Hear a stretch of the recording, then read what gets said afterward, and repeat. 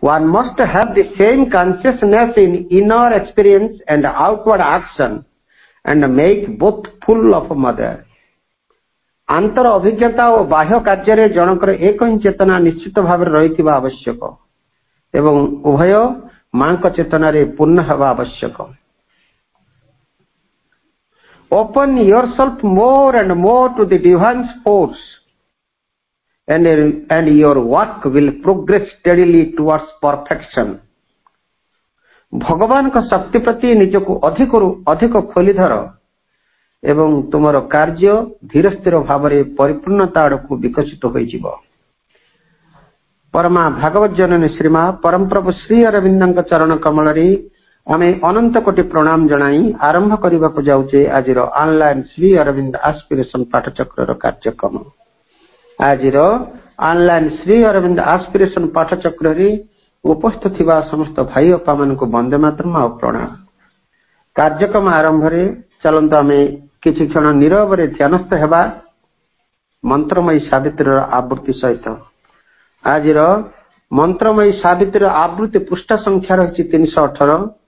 आज मंत्रमयी सावित्री को आवृत्ति करबा पई चलंत आमे कलाहांडी आटिगा रु बद्यनाथ भाई को आमे अनुरोध करबा. भाई आपण मंत्रमयी सावित्री को आवृत्ति करंतु आमे समस्ते नीरव रे प्रभु मां को ध्यान करिवो.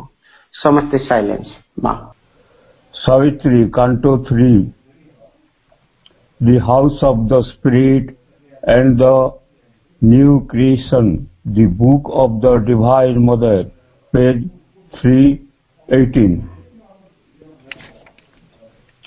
Hoping the coming truth might stumble and fall, and all idle voices wandering moaned and pleaded for a heavenly leniency to the gracious imperfections of our earth and the sweet weakness of our mortal state.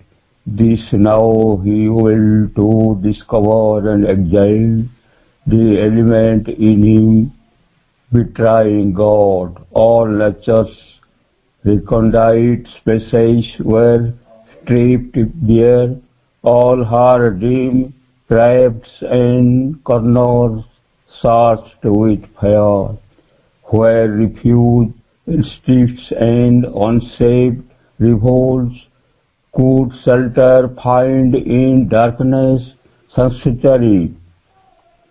Against the white purity of heaven's cleaning flame, all seemed to have perished that was undivine. Yet some minutes descent might escape, and still a center lurk of the blind force.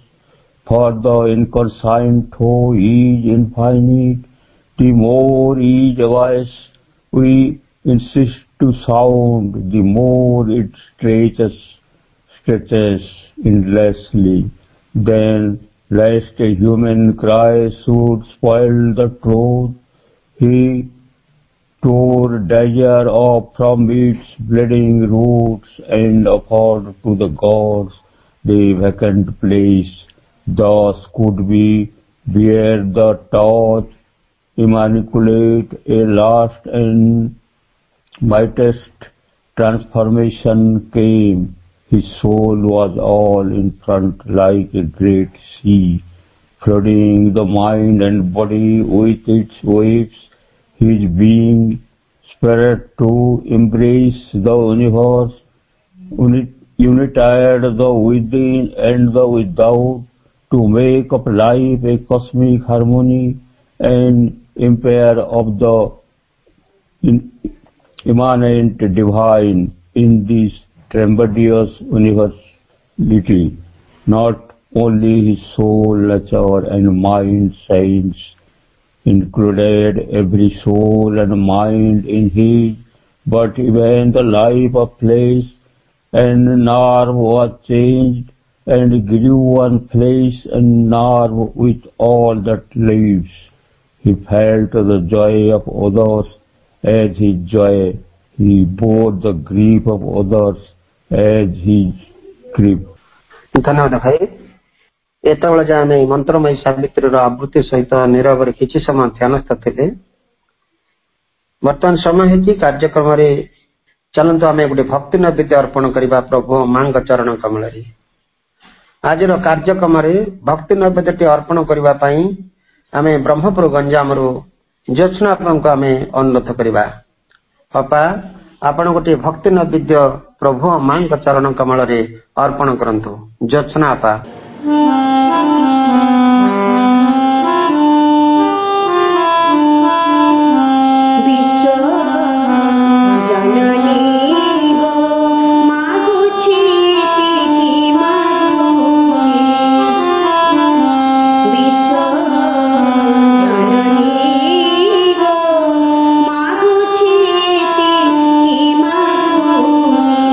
सुखी है उठी भी जब तू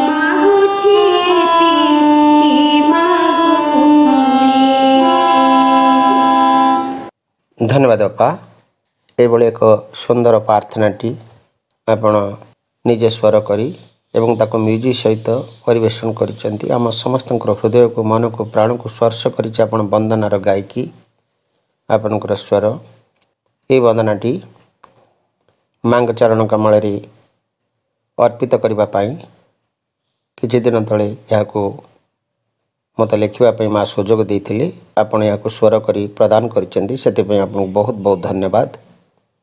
वंदनार भाव यह थिला जे मांकर शक्ति विश्वजननी जे विश्वातीता विश्वगत व्यष्टिक स्वरूप परमा दिव्यजननी श्रीमां पाखरी आमर प्रणति निवेदन करा जायथिला जे माँ ए संसार जरा रोग व्याधि मृत्यु कबलरू आमको रक्षा कर एवं आमको पूर्ण रूपांतर कर एवं दिव्यत्व आमको रूपांतरित करने मांकर अजस्र शक्ति को एठी प्रार्थना करा जायथिला। नाम जपर कथा भी मध्य एठी कहा जायछि। वंदनार भाव यह ही थिला या समस्तंकर हृदय को निश्चित रूपे स्पर्श करिथिबो। अपांकर एही सुमधुर कंठरे जो प्रदान कले अपा से पुणी थे आपण को बहुत बहुत धन्यवाद। वर्तमान समय है कार्यक्रम आम परम प्रभु श्री अरविंदर मातृ संहिता जहाँकि धारावाहिक भाव स्वाध्याय मु आलोचना कर चली केन्द्रापड़ू आमर अति प्रिय प्रिय उर्मिला आपा कार्यक्रम एजावत चालू रही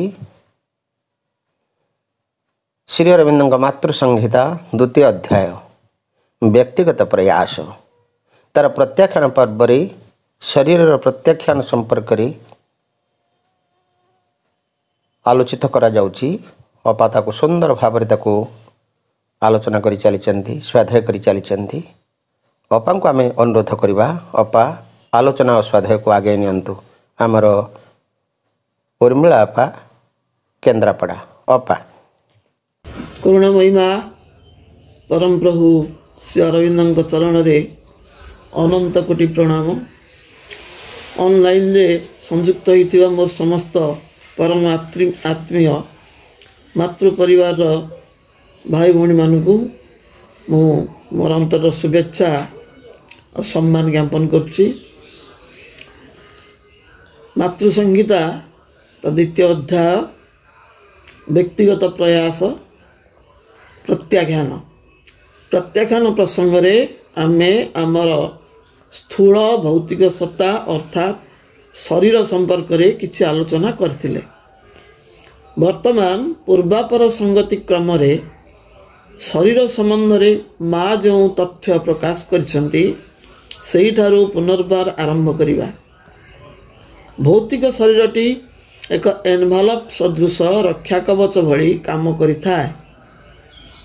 माँ कहते भौतिक शरीर आमको रक्षा करे तार स्थूल जड़ता द्वारा जो जड़ता पाई आमे ताको अपराधी दृष्टि देखु गाड़ी देउ। यह स्थूल होगा संगे संगे सूक्ष्म मध्य यह दृढ़ कठिन एक मजबूत प्राचीर घेरा सुरक्षित दुर्ग सदृश। यह प्राणमय जगत को सुरक्षा दे था। प्राणमय जगतटी एक तरल प्रवाह सदृश इटे गतिशील से सबू स्वच्छंद भाव में परस्पर मिसी जाई पारंती याड सियाड प्रवेश करी जाती। समुद्र तरंग सदृश उद्वेलित और अविराम परिवर्तनशील होई थांती। प्राणमय जगतर यही तरलता विरोध रे तुम्हें असहाय पड़ किंतु तुम शरीर यह मध्य को आसी तुमको प्राण जगतरू पृथक करी रखे एवं प्राण शक्तिर उछुड़ा बन्या विरोध रे बंध सदृश दंडामान होई ताकू रक्षा करे। मनुष्यर मृत्यु पर परलोकगत प्राणसत्ताटी शरीर सुरक्षा हराई बहु विपदर सम्मुखीन हुए किंतु प्राणिक सत्ता मानक द्वारा निम्न प्राणिक सत्ता मानक द्वारा आक्रांत हुई बहु जंत्रणा पाई थाए जहाँ को पुराण रे नरक जंत्रणा भाव में वर्णना करा जाइछि। स्थूल जगत रे यह समस्त आमर जो शरीर सत्ताटी स्थूल जगत रे समस्त बाह्य आघात मान को निज उपर को नहीं प्राण को सुरक्षित रखी थाए। मात्र शरीरर अवर्तमान रे प्राण असह्य जंत्रणा भोगी थाए। मातृ चरणाश्रित आम मानक पई आश्वासना हेउछि विपन्न प्राण सत्ताटी को माँ स्वकीय प्राण जगत को उद्धार करि नियंती। केवल यह जगत नुहे पर जगत माँ आमर एकमात्र रक्षा कवच। शरीर सत्ताटी पई बड़ विपद हेउछि यह व्याधिग्रस्त हो पड़े। माँ कहते व्याधिर मूल उत्पत्ति मन हो पारे, प्राण हो पारे बा सत्तार अन्य कौन से अंग हो पारे। मोट कथा रोगर असल कारण बहुविध एवं जटिल मध्य। प्रत्येक अनेक गुड़ाई कारण थाई पारे, किंतु सबु बेले यह कही दिए सत्तार केउं अंशटी दुर्बल। माँ कहते रोग जो कारण हेउना कहीं ताहा तुम बाह्य जड़ देह को स्पर्श करने पूर्वर एक सूक्ष्म स्तर को स्पर्श करे। जो स्तरटी स्थूल शरीर चतुर्पार्श्व रही ताहाकु रक्षा करुଥାଏ। यही सूक्ष्म सत्ताटी को कई इथरिक बॉडी वायव्य शरीर बा व्योम बा आकाशमय शरीर बोली कही था। कई नर्भस एनवलप स्नायविक आवरण बोली मध्य कही था।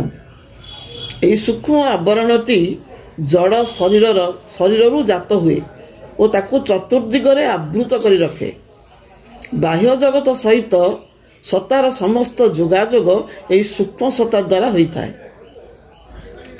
शरीर को आक्रमण करने पूर्वर प्रथमे रोग यही स्तर को आक्रमण करे एवं यह मध्य प्रवेश करे। जदि यही सूक्ष्म आवरणटी खूब शक्त एवं अक्षत थाए तेबे तुम्हें अत्यंत भयानक संक्रामक रोगस्थली को जाइपार, रोग तुमको स्पर्श करिपारिबो नाही। माँ उदाहरण स्वरूप कहउछंदी तुम्हें प्लेग कलेरा भली संक्रामक रोगस्थली को मध्य जाइपारिबो।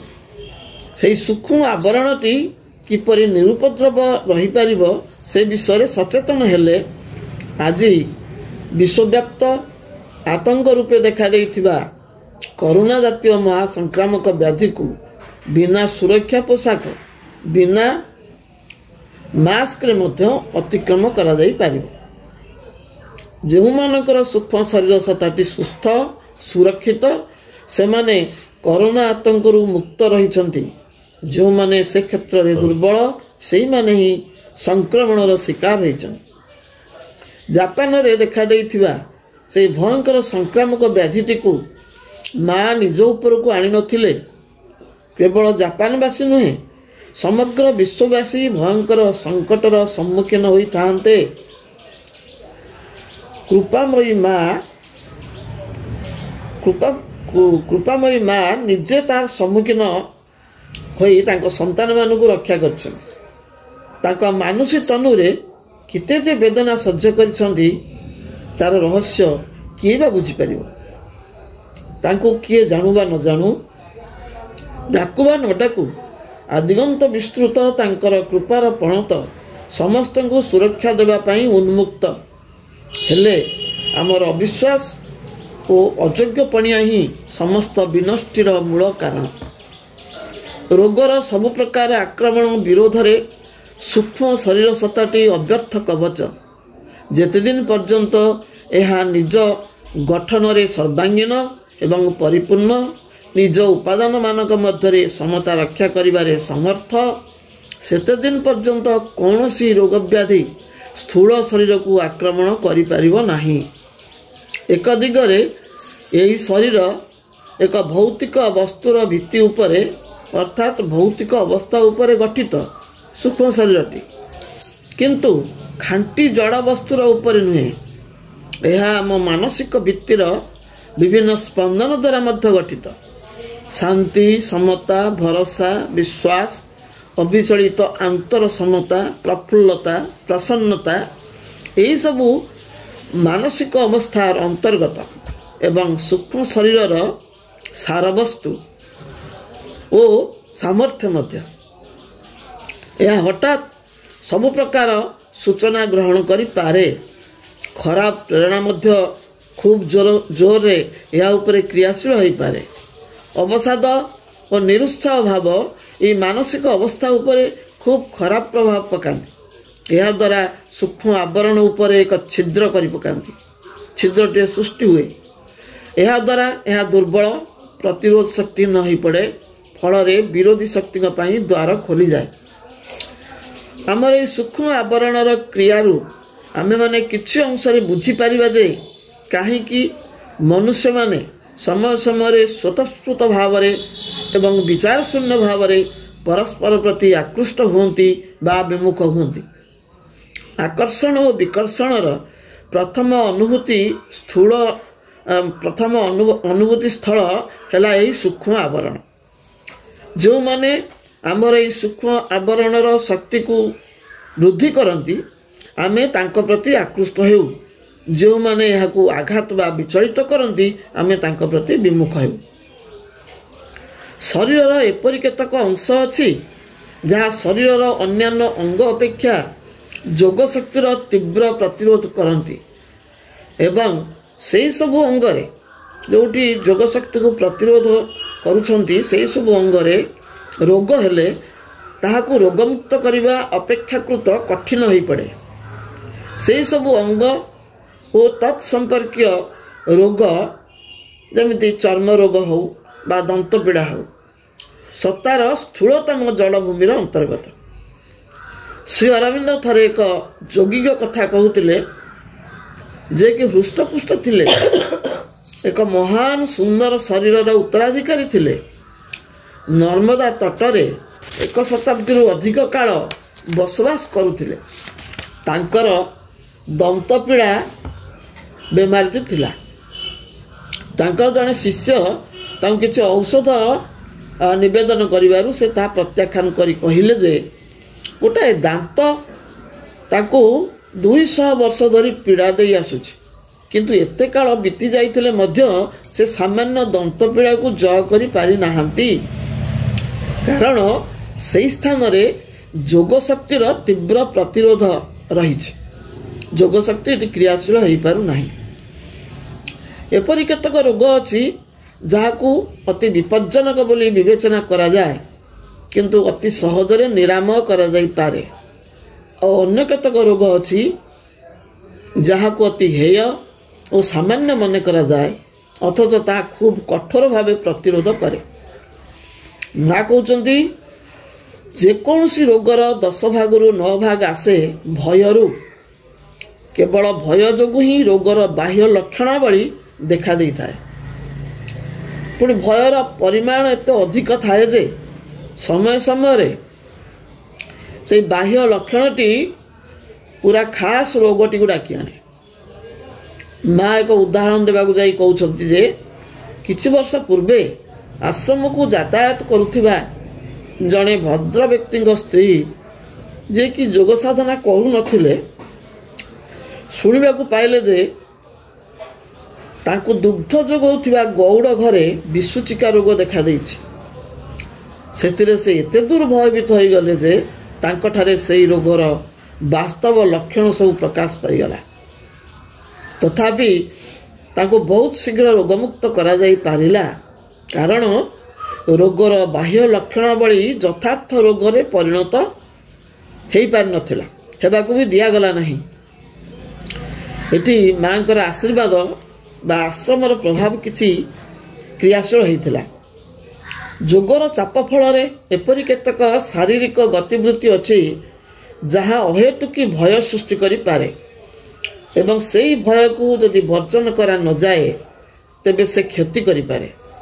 ଅନେକ ସମୟରେ ଯୋଗ ସାଧନା ପ୍ରାରମ୍ଭରେ ମସ୍ତକ ଉପରେ ଏକ ଭାରି ଚାପ ଅନୁଭୂତ ହୁଏ। ଏହା ଆସିଥାଏ ମସ୍ତକର କିଛି ବନ୍ଦ ଥିବା ସ୍ଥାନକୁ ଖୋଲିଦେବା ପାଇଁ। ଏହି ଅବସ୍ଥା ବେଶ ଅସ୍ୱସ୍ତିକର, କିନ୍ତୁ ଏହା କିଛି ରୋଗ ନୁହେଁ। ସହଜରେ ଏହାକୁ ଅତିକ୍ରମ କରାଯାଇପାରେ ଯଦି ତୁମେ ବୁଝିଯାଅ ଯେ ଯୋଗ ଶକ୍ତି ପ୍ରତି ତୁମେ ଉନ୍ମୁକ୍ତ ହେଉଛ एवं ये शक्ति तुमठारे क्रियाशील होगाकू आरंभ करिछि। धीर स्थिर भाव यह ग्रहण कले यह एक सुखकर अनुभूति परिणत हुए। मात्र तुमे जदि भयभीत हुआ यह अधिक वेदनादायी मुंड व्यथारे परिणत हुए। जदि तुमे थरे जोगपथ को स्वेच्छार बाछि नैछ तेबे तुमको साहसर सहित सही पथरे आसुथिबा सबु प्रकार परिणति को सह्य करने को हम। से ये जोगयात्रा हेउछि एक दुर्बार अभियान। मात्र ये अभियान अब्याहत रहिबो केवल दिव्य जननी कृपा उपरे अविचल आस्था प्रकट द्वारा। ए क्षेत्र में प्रभुंकर यही बाणी अति गुरुत्वपूर्ण। प्रभु कहउचंती डोंट फियर और be sad but let the mother do quietly her work in you and through you. Her love is always there, and the imperfections of the human nature do not count against that love. The only thing is that you must become aware of it. It is always there. For that it is necessary for the psychic to come in front. भय कर नहीं बा विमर्श हुआ नहीं। तुम भितरे ओ तुम भितर दे नीरवरे तांको करी काम करी जीवा पई मां को छाड़ी दियो। तांकर प्रेम निरंतर विद्यमान रहिछि एवं सही प्रेम विरोध रे मानुषी प्रकृतिर अपूर्णता आदौ गण्य नुहे। एकमात्र कथा हेउछि तुम्हें जेपरी ताहा सबु समय विद्यमान रही बोली सचेत हो जा। सेतिपई चैत्यसत्ता सम्मुख भाग को आसिबा एकांत आवश्यक। सर्वप्रथमे आमे जानिबा आवश्यक जे एक आंतर विशृंखला ही समस्त प्रकार व्याधिर मूल कारण। अहं कैंद्रिक दुर्बार कामना वासना, स्वार्थपरता, ईर्षा, असूया, परस्त्रीकातरता ये सब निम्न प्रकृति गुड़िक आंतर विशृंखलार मुख्य कारण। से माने ही सूक्ष्म शरीर रे छिद्र सृष्टि करी विपर्य को डाकी आनती। आम भितर थाई एमाने आम सहित विश्वासघातकता करिथांती। जेपरी एक दुर्ग मध्यरे किछि आत्मघाती देशद्रोही रही गोपन रे दुर्ग द्वार खोली शत्रु मान को प्रवेश करने पर सुजोग दियंती, जहाँ फल से दुर्गर पतन घटे। ठीक सही परी यही गुप्त शत्रुगण शरीर मध्य को प्रवेश करी शरीर रूपक दुर्गर मध्य पतन घटाती। एमाने एइथिपई बहु भाग रे दायी। अतएव आंतर शुद्धि उपरे गुरुत्व देवा आवश्यक। आंतर विशृंखला द्वारा सृष्टि होतिबा एई सब व्याधि विकार पई हमें बाहर प्रतिकार खोजु। मेडिकल मेडिसिन एवं डाक्तर शरण पशु। विवर्तनर चाप अनुसार विज्ञान एक स्टाग्नेट अवस्था को आसी जाइछि। भेषज विज्ञान बा मेडिकल साइंस मध्य सही स्तर रे अटकी गलानी। बौद्धिक मानसिकता जो जुग से जुगर परिसमाप्ति घटवा को जाउछि। मनुष्य तार बुद्धि और सीमित मनर ज्ञान द्वारा विवर्तन संकट जनित समस्यार समाधान करि परिबो नाही। सेतिपई नुआ नुआ रोग एवं व्याधि गुड़िक देखा दउछन्ती। उदाहरण स्वरूप कोरोना पई आमे डबल डोज टीका नेला परे कोरोना तार गुणधर्म बदलई चलछि। आमे सेतुर मुक्त होई पारुनु। जेउठी टीका भी काम दउ नाही। एबे पुणी ओमिक्रॉन भारिएंट माडी आसलानी। अतएव जड़ विज्ञान बा मटेरियल साइंस एपरिकी मोराल साइंस रे मध्य यार प्रतिकार नाही। केवल स्पिरिचुअल साइंस बा एक अध्यात्म विज्ञान द्वारा यार समाधान संभव। अतएव prayer is more powerful than pills. Aspiration is more powerful than aspirins. Meditation is better and greater than medication. मांकर रूपांतर कार्य क्रमे क्रमे अधिक अग्रगति करि चलिछि। सूक्ष्म भौतिक शरीर रे माँ एवं श्री अरविंद विश्राम नेबाकु जाई नाहंती। उभयंकर सम्मिलित जोगशक्ति विवर्तन अर्थात रूपांतर उपरे चाप सृष्टि करुछि। अबाध्य अनमनीय जड़ उपरे रूपांतर शक्ति क्रियाशील होई तार स्थाणुत्व उपरे शक्त प्रहार देउछि। पूर्ण प्रलयर संभावना नथिले मध्य जड़ जगत उपरे आंशिक और सामयिक प्रलयर पदध्वनि शुणा जाउछि। सेथिपई नाना प्राकृतिक विपर्यय यथा भूकंप, भूपात, भूस्खलन, महाबात्या, सुनामी, बन्या वित्पात, वज्रपात, सर्पाघात, अग्निउत्पात एपरिक नीति प्रति घटुथिबा दुर्घटना गुड़िक क्रमागत भाव में बढ़ी चली जार कौन प्रतिकार नहीं। यार कारण हेउछि जड़ परिवर्तन बा रूपांतर को स्वीकार करना, सहयोग करना, बरं प्रतिरोध करि चली। जड़र ये जो इनर्सिया और रेजिस्टेंस ताको भांगिबा पई प्रचंड आघात बा हातुड़ी प्रहार पड़ुछि। आम शरीर जड़ जगतर एक अंश होइथिबारु से प्रहाररु छाड़ पाउनाही। शरीरर विभिन्न स्तर रे रोगर प्रभाव अनुभूत हेउछि। बाहरु भीतर पर्यंत विभिन्न प्रकार व्याधि मानकर समाहार चर्म, मांसपेशी, स्नायुमंडली, अस्थिपंजर, मस्तिष्क, हृत्पिंड, अस्थि खंजा, किडनी, लिभर, फुसफुस, चक्षु, नासा, कर्ण आदि शरीरर विभिन्न अंश व्याधि जनित जंत्रणा देखा देइछि। श्री अरविंदर सेंटेनरी वॉल्यूम 17 पेज 14 रे उल्लेख अछि। In every particle, atom, molecule, cell of matter there lives hidden and works unknown all the omniscience of the eternal and all the omnipotence of the infinite. जड़र प्रति क्षुद्रांश, अणु, परमाणु एवं कोश मध्यरे असीमर सर्वशक्ति शाश्वतंगर सर्वज्ञान गुप्त भाव अज्ञात रूपे क्रियारत। आमे विवर्तनर सेही संधिक्षण उपनीत होइछु जेतेबेले कि जड़ सन्निहित ए समस्त शक्तिर परिप्रकाश घटिबाकु जाउछि। तेणु जड़र रूपांतर अनिवार्य। Matter shall reveal the spirit's face. जड़ ही प्रकाशिब आत्मांकर मुख छवि। जड़र हेब ब्रह्म चैतन्य रूपायन। Even the body shall remember God, the earthly life shall become life divine. शरीरर प्रतिकोष स्मरिब परमे, पार्थिव जीवन रूप नेब देवता जीवने। The matter is the soul's result, not the cause. In a contrary balance to earth's truth of things, the gross weighs less, the subtle counts for more.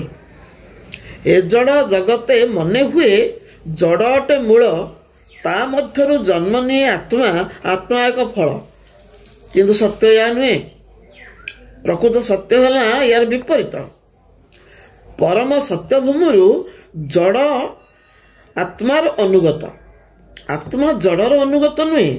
जड़ बा शरीर अनुसार आत्मा परिचालित हुए ना, आत्मार निर्देश अनुसार जड़ परिचालित हवा कथा। गोटे प्रश्नर उत्तर माँ कहते रोगर कारण संपर्क में दुईटी कथा विचार करने को हेब। केतक वस्तु आसे बाहरु, आउ केतक आसे आम आंतर अवस्था। आंतर अवस्था जितेबाला विद्रोह देखा दिए, प्रतिरोध आसे, जड़े विक्षुब्ध हुए कि भागवत रक्षाकारी शक्ति को रेस्पॉन्ड करे ना, उत्तर दिए ना, अस्वीकार करे कि भीतर କିଛି ଥାଏ ଯାହା ବିରୋଧୀ ଶକ୍ତିମାନଙ୍କୁ ଆମନ୍ତ୍ରଣ କରୁଥାଏ। ବିରୋଧୀ ଶକ୍ତିମାନଙ୍କର ଆକ୍ରମଣ ଶାରୀରିକ ଅସୁସ୍ଥତାର ରୂପ ଗ୍ରହଣ କରେ। ତେଣୁ ଯେଉଁମାନଙ୍କର ପ୍ରାଣସତ୍ତା ଖୁବ୍ ସକ୍ରିୟ ଆଧିପତ୍ୟ ବିସ୍ତାର କରିପାରେ, ସେମାନେ ଏକ ଦୁଃସାହସିକ ଅଭିଯାନ କରିପାରେ, ସେ ଶରୀରକୁ ମଧ୍ୟ ସାହାଯ୍ୟ କରିପାରେ। ବିବର୍ତ୍ତନର ଏହି ସନ୍ଧିକ୍ଷଣରେ ଜଡ଼ ଜଗତର ଏହି ବିପନ୍ନ ଅବସ୍ଥା ଦେଖି ବିଷଣ୍ଣ ହେଲେ ଚଳିବ ନାହିଁ। Night is darkest before the dawn. ରାତ୍ର ପ୍ରଭାତ ପୂର୍ବରୁ ଘନ ଅନ୍ଧକାର ବ୍ୟାପି ରହିଛି।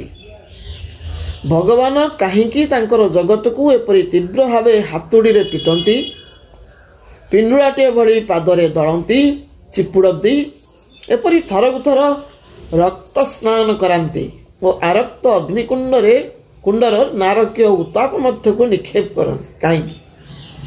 କାରଣ ମୋଟାମୋଟି ମାନବ ଜାତି ଏବେ ମଧ୍ୟ କଠିନ ସ୍ଥୂଳ ଏକ ନିକୃଷ୍ଟ ଧାତୁ ହେଇକି ରହିଛି, ଯାହାକୁ ଅନ୍ୟ କୌଣସି ଭାବେ ତରଳେଇ ହେବ ନାହିଁ କି ଆକାର ଦେଇ ହେବ ନାହିଁ। ଉପାଦାନଟି ଯେମିତି କଠିନ, ପ୍ରକ୍ରିୟାଟି ତାକୁ ସାଧନ କରିବାର ପ୍ରକ୍ରିୟାଟି ମଧ୍ୟ ପରମଙ୍କ ଠାରୁ ଆସୁଛି ସେମିତି କଠିନ। ଯଦି ଆପଣା ଛାଏଁ ଏ ଜଡ଼ ଜଗତ ବା ଜଡ଼ଧର୍ମୀ ଶରୀର ଶୁଦ୍ଧତର ହୋଇ ଉଠିବ, ତା ସହିତ ଭଗବାନଙ୍କ କ୍ରିୟା ମଧ୍ୟ ତଦନୁରୂପ ଶୁଦ୍ଧତର, ମୃଦୁ, ମଧୁର ବା କୋମଳ ହେବ। ଏପରି ଏକ ସମସ୍ୟାର ସମାଧାନ ସ୍ୱରୂପ ଶ୍ରୀ ଅରବିନ୍ଦ କହୁଛନ୍ତି, ଯଦି କେବଳ ମଣିଷ ଥରେ ହେଲେ ଆଧ୍ୟାତ୍ମିକ ରୂପାନ୍ତର ପାଇଁ ସମ୍ମତ ହୋଇପାରନ୍ତା। ମା କହୁଛନ୍ତି, ଏହି ମୁହୂର୍ତ୍ତରେ ଆମେ ପୃଥିବୀ ଇତିହାସର ଏକ ପରିଣତିମୁଖୀ ପରିବର୍ତ୍ତନର ଲଗ୍ନରେ ପହଞ୍ଚିଛୁ। ଚାରିଆଡ଼ୁ ପ୍ରଶ୍ନ ଉଠୁଛି, କ'ଣ ଘଟିବାକୁ ଯାଉଛି? ପ୍ରତ୍ୟେକ କ୍ଷେତ୍ରରେ ଦୁର୍ବିସହ ପୀଡ଼ା ଏବଂ ଆସନ୍ନ ଭବିଷ୍ୟତର ପ୍ରତୀକ୍ଷାର ଭୟ। ଭବିଷ୍ୟତରେ କ'ଣ ଘଟିବାକୁ ଯାଉଛି? ଉତ୍ତର ମାତ୍ର ଗୋଟିଏ, ଯଦି କେବଳ ମନୁଷ୍ୟ ଆଧ୍ୟାତ୍ମିକ ରୂପାନ୍ତର ପାଇଁ ସମ୍ମତ ହୁଅନ୍ତା।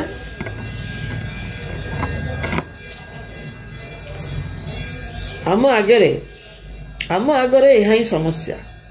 ଏହାର ସମାଧାନ ଆମକୁ ପ୍ରତ୍ୟେକକୁ ହିଁ ନିଜ ନିଜ ବାଟରେ ଖୋଜିବାକୁ ପଡ଼ିବ, ବାଟ ବାହାର କରିବାକୁ ପଡ଼ିବ। ମା କହୁଛନ୍ତି, ଏହି ମୁହୂର୍ତ୍ତରେ ଆମେ ପୃଥିବୀ ଇତିହାସର ଏକ ପରିଣତମୁଖୀ ପରିବର୍ତ୍ତନ ଲଗ୍ନରେ ପହଞ୍ଚି ଯାଇଛୁ ଏବଂ ଭବିଷ୍ୟତ ପାଇଁ ଆମେ ଆଶଙ୍କିତ କ'ଣ ଘଟିବାକୁ ଯାଉଛି। ଆଉ ତାର ଗୋଟିଏ ଉତ୍ତର ହେଉଛି, ମା ବି କହୁଛନ୍ତି ଯେ ଯଦି କେବଳ ମନୁଷ୍ୟ ଆଧ୍ୟାତ୍ମିକ ରୂପାନ୍ତର ପାଇଁ ସମ୍ମତ ହୁଅନ୍ତା। ଆମ ଆଗରେ ଏହା ହିଁ ସମସ୍ୟା।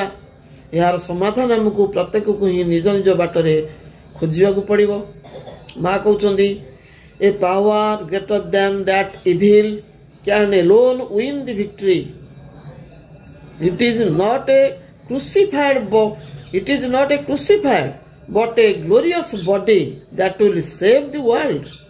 ଅର୍ଥାତ୍ ଅପଶକ୍ତି ଅପେକ୍ଷା ଆଉ ଏକ ବୃହତ୍ତର ଶକ୍ତି ହିଁ କେବଳ ବିଜୟ ଲାଭ ନିମନ୍ତେ ସମର୍ଥ ହେବ।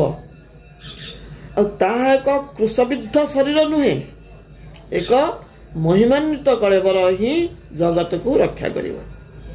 ତେଣୁ ଧର୍ମ ନାମରେ, ଓଷାବ୍ରତ ନାମରେ ଶରୀର ଉପରେ ଅତ୍ୟାଚାର ବନ୍ଦ କରିବାକୁ ପଡ଼ିବ।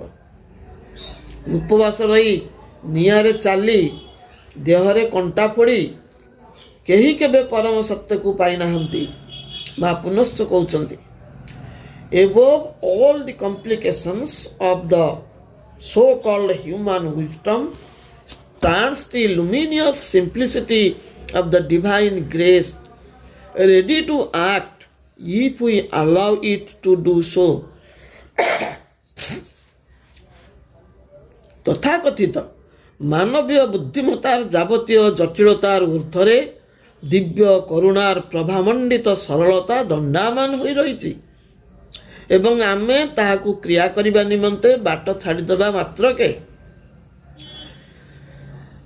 ସେ କାର୍ଯ୍ୟ ଆରମ୍ଭ କରିବ ବୋଲି ପ୍ରସ୍ତୁତ ହୋଇ ରହିଛି। ତେବେ जड़ जगत आ जड़ शरीर संबंधी आमर ये समस्त जो तथ्य ये माँ पुस्तक आधारित माँ बही प्रसंग रे मातृवाणी पुस्तक रे माधव पंडित लिखित दि हार्ट ऑफ साधना एवं नवज्योति पत्रिका रे आहुरी मध्य दिव्य जीवन ग्रंथ से उल्लेख अच्छी एवं यही प्रसंग गुड़िक से उद्धार कराई। अतएव आम शरीर चेतना प्रति केते दूर सचेतन हवा यहाँ आमर आत्मसमीक्षा द्वारा संभव।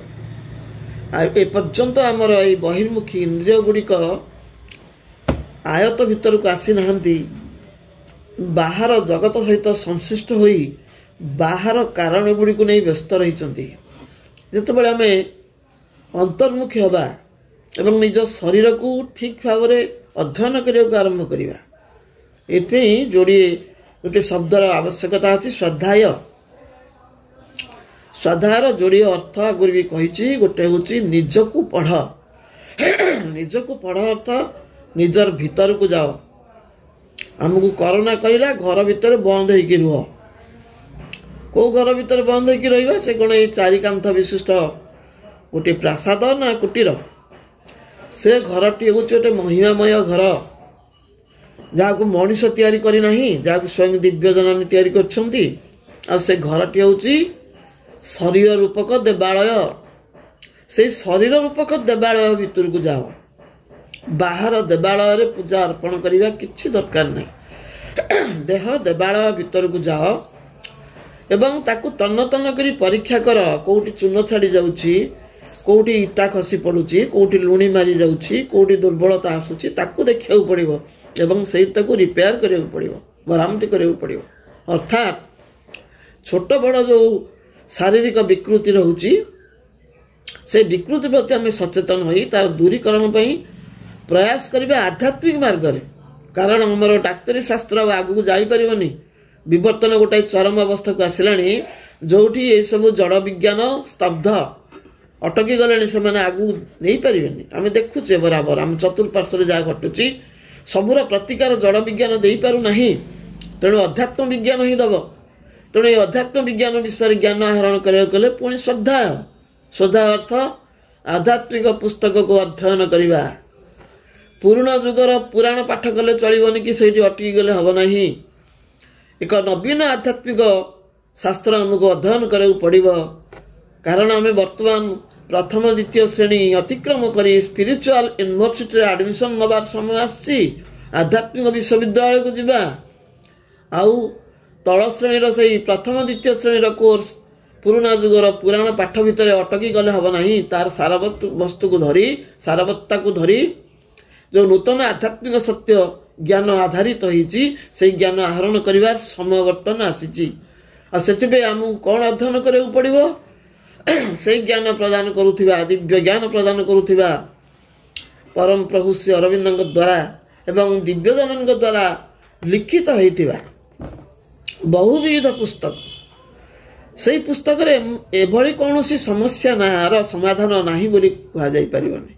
आम जीवन में एमती किसी समस्या नहीं, शारीरिक प्राणिक मानसिक भौतिक नैतिक धार्मिक आध्यात्मिक जगत भितर जेते समस्या रही सबु समस्या गोटी गोटी समाधान माँ प्रभु देइछंदी से कालजयी पुस्तक पृष्ठारे। आमको अध्ययनशील हवा पड़ो। पाठचक्र माध्यम हो घरे थिबा अवस्था हो श्रद्धा ही आम जीवन वर्तमान पदक्षेप हवा दरकार। निजको पढ़िबा एवं निजे ये आध्यात्मिक पुस्तक गुड़ी को पढ़िबा ता भितर विश्लेषण करिबा ताकू मनन चिंतन धारण करिबा प्रैक्टिकल जीवन में प्रयोग करिया पई प्रयासी हवा। वर्तमान यही वक्तव्यटी को मां चरण रे समर्पण करुछि। आमे परवर्ती पर्याय जहाँ रही आलोचनार विषय वस्तु परवर्ती आलोचना क्रम से विषय वस्तु को आसवा। समस्त अनेक धन्यवाद कृतज्ञता माँ पाखे अशेष कृतज्ञता। दिव्य जननी जय हो। वंदे मातरम। धन्यवाद अपा। बहुत सुंदर भाव आमर मातृ संहितार